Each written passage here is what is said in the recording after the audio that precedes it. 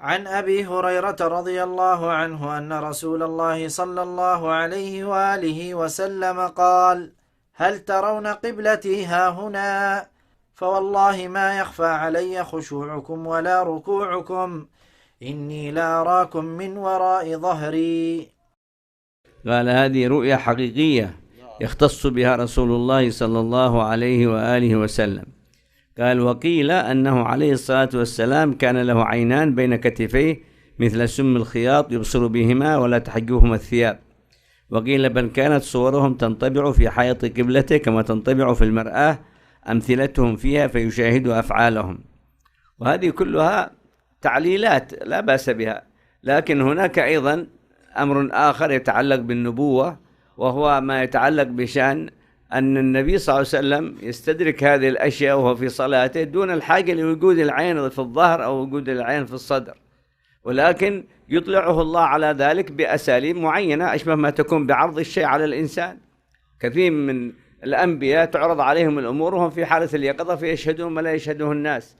ومسألة الجهة، هذا خلفي هذا أمامي، هذا بالنسبة للمعتاد، لكن بالنسبة للأنبياء خرق العادة شيء طبيعي، أن يرى ما في الخلف كما يرى ما في الأمام. وربما لو نظرنا إلى بعض الكائنات وهي حشرات ترى الأربع الجهات كلها، بل ترى الست الجهات، مثل النحلة لما تطير ترى 6 جهات. فهل يعقل أن هذا شيء يستغرب في النحلة؟ وإذا جرى لرسول الله مثل هذا القول قالوا ما دخل في العقل، لأن الإنسان يريد الدين كله على مستوى ما هو يعيشه. ما دام هو يرى أمامه ولا يرى خلفه يقول لك هذا ما هو معقول. طيب انظر في الكائنات الأخرى، الجمال بنفسه اللي ترى هذا البعير يرى الأمام ويرى الخلف، لأن عينه فيها نوع من النتوء يشاهد بها الأمام ويشاهد بها الخلف. الحربة تشاهد بالعين الدوارة، تدور عينها تتحرك بكل الجهات حتى تستطيع أن تدرك كل ما حولها وهي حيوان صغير. هذا في ترتيب الخلق كشيء طبيعي. فكيف بالنسبة للأنبياء؟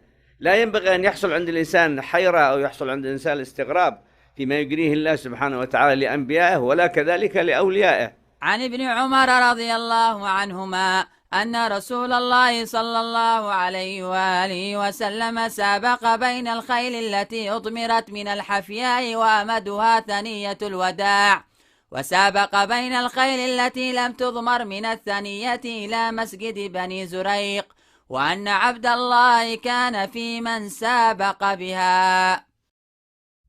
سباق الخيل والرمي والسباحة من الرياضة التي دعا إليها الإسلام وحبذ عليها أو حبذ في القيام بها.